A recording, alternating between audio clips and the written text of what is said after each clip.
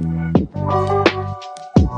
name is Marco Waters, I'm from Italy. I'm going to show you how to make a delicious king prawns linguine. And your second course is roasted salmon. First thing first, guys, you prepare and chopping all the ingredients on the fry one. Starting with some onion, I will say half of it will do. Use some fresh garlic. When you're chopping greens, you're trying to give like a fresh flavor to the actual dish. Prepare the salmon, gently slice on the back of the skin.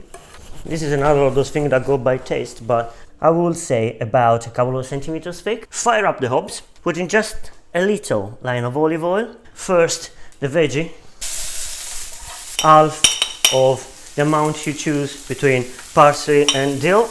Once the onion it is getting nice and brown, is the time to actually drop the salmon.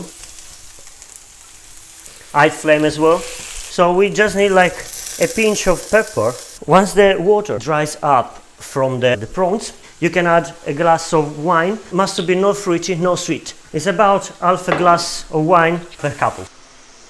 You need to let the wine get into the king prawns. Pay attention on your salmon, then try gently scooping, tilt it the other way around. That's the right time now to actually switch on the pasta. So today we're gonna use linguine. We're having a portion per person of about 80 grams. You drop them in a pan, twist it gently, and then leave it go. And it will be cooked in about 4 to 5 minutes. Trying to make some nice looking leaves to host the salmon as soon as it's ready. Some tomato.